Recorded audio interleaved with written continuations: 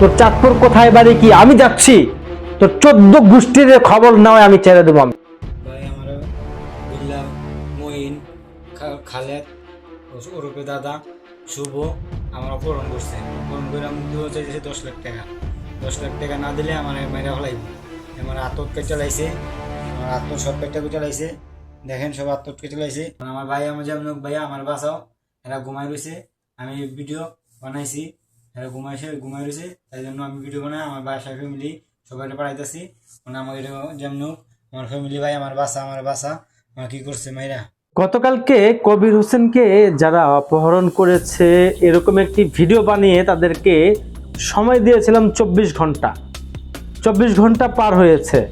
তোদের বুকের কলিজা এতটা বড় হয়েছে, কতটা বড় হয়েছে, কত বড় সন্ত্রাস তোরা কত বড় অপহরণকারী তোদের দেখে নেব। আমি বাংলাদেশে মামলা হয়েছে, আজ থেকে ধর 1 যুগ পরেও যদি তোরা বাংলার জমিনে ফিরিস, আমি লিটন গাজী প্রশাসনের সাথে থেকে এয়ারপোর্ট থেকে তোদেরকে ধরে জাতির সামনে যে তোরা ধরা খাইছস সেটা তুলে ধরবো।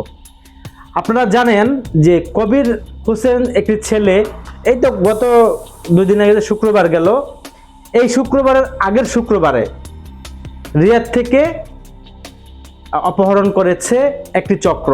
আমি কবিরের একটি ছবি দিয়ে স্ট্যাটাস দিয়েছিলাম। তারপরে কবিরের ভাই আমাকে মেসেজ করে আমাকে জানিয়েছিল যে কবির কিভাবে অপহরণের শিকার হয়, আমাকে বিস্তারিত তথ্য দিয়েছে।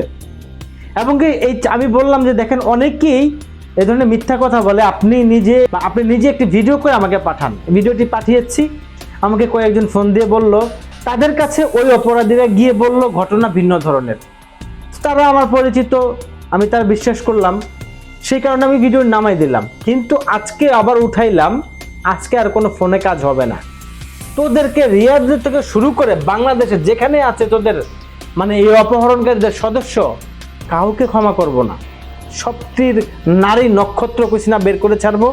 এই দেখেন অলরেডি ওই চক্রের এক সদস্য মুহিত কি খাচ্ছে দেখা যায়, পানির বোতলে লম্বা পাইপ দিয়ে কি খাচ্ছে দেখা যায়, স্ক্রিনে আসবে, একটু পরে দেখতে পাবেন।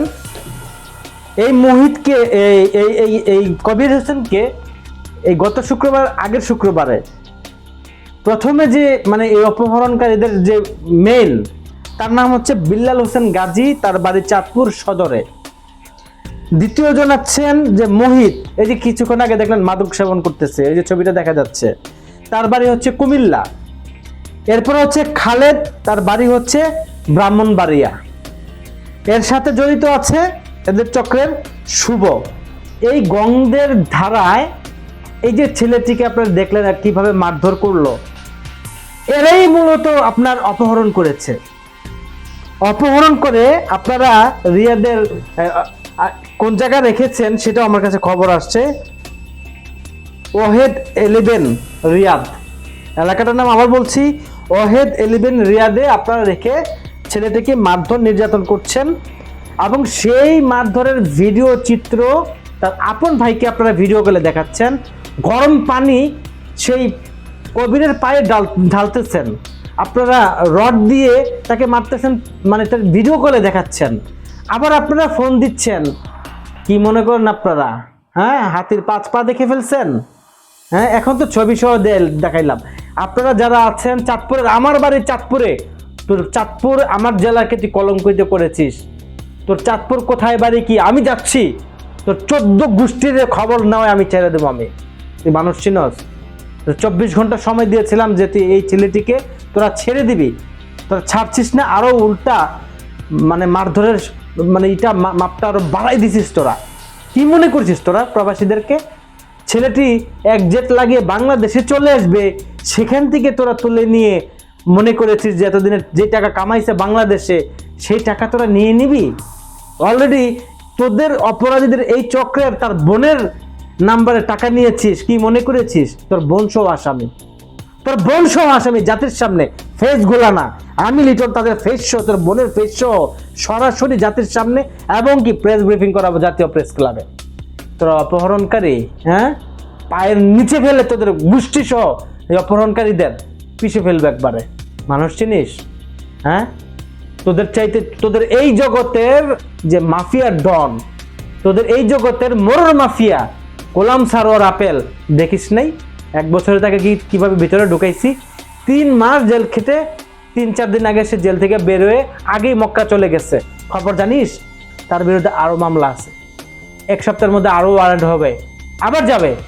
তোদেরকেও অ্যাম্বাসিতে আমি আমি আমি তথ্য পাঠাচ্ছি। আমি তোদের কোন বাপ আছে সৌদি আরবের ভিতরে? বাংলাদেশে তোদের কোন বাপ আছে? আমি লিটন দেখবো। 24 ঘন্টা বলেছিলাম না, ছেড়েছিলি ছেলেটাকে, ছাড়িস নাই। তোরা অপহরণ করিস, তোদের অপহরণের মানে যত অপরাধী আছিস একটাকেও ছাড় দেবো না, একটাকে ছাড় দেবো না।